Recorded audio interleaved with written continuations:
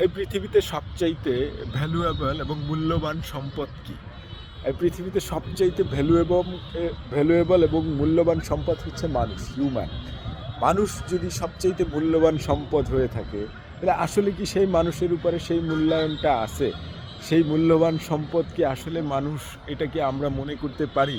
নাকি আমি মনে করি যে আমি মানুষ, আমিই শুধু মূল্যবান সম্পদ, অন্য যে মানুষ আছে তারা কোনো মূল্যবান সম্পদ-টম্পদ এগুলা না। আ এটা হয়তো মনে করতে পারি। কিন্তু আসলে মানুষের কদর আপনার করতেই হবে। পৃথিবীতে যা কিছু আছে না কেন, সব কিছুর চাইতে ঊর্ধ্বে সবকিছু হচ্ছে মানুষের জন্য। মানুষ শ্রেষ্ঠ জীব যদি আমরা বিশ্বাস করি, তাইলে হচ্ছে মানুষের জন্য সব কিছু হচ্ছে মানুষের বাঁচার এলিমেন্ট। আর সেই মানুষকে অবমূল্যায়ন করলে অথবা সেই মানুষের সাথেই যদি দেখা যায় যে না, সেই মানুষই আপনার উম মূল্য পাচ্ছে না।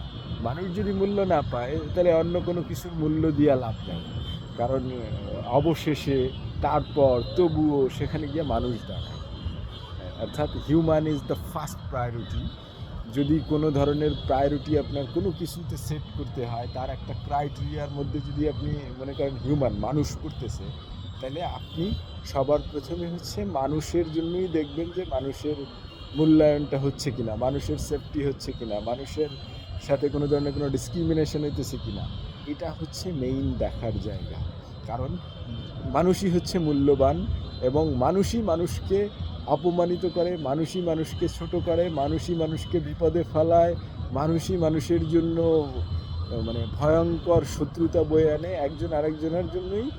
শুধুমাত্র এখানে মানুষ।